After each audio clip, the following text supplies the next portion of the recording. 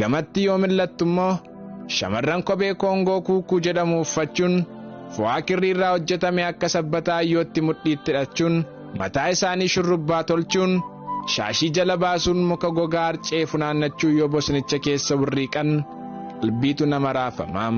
Wayita garaan waaqaa duumessaa yeroo barcaasuu eegalutti immoo midhaan qotame bukkeen mana xiqqoo caffeerraa ijaaramtee kan maqaan ishee godoo jedhamtu keessatti walitti qabamuun dhagaa 3 walitti naannessuudhaan ibiddi erga qabsiifameen booda boqqolloo folloqsuu waadamee nyaatamaam. Dubartoota toora galanii shaashara wayyaa isaanii lafaa ol dachaasuun harkatti qabachuun gadi gugguufanii qoraan dugdatti baatanii deeman. Ijoollota immoo qullaa isaanii lagoota yaa'anitti of darbachuun bishaan adda kutanii gosoota daakaa wal dorgoman.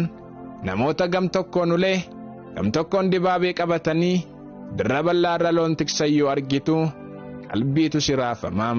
Dhiironni immoo shooshilannaaf yookaan ittiin sossobachuuf durba qoraan cortee galtuu fagadaa yookaan maseena cabsuun miira jaalalaa wal kudhaammachiisuun ija keessa wal ilaaluun wal qaanfataa wal araaduum.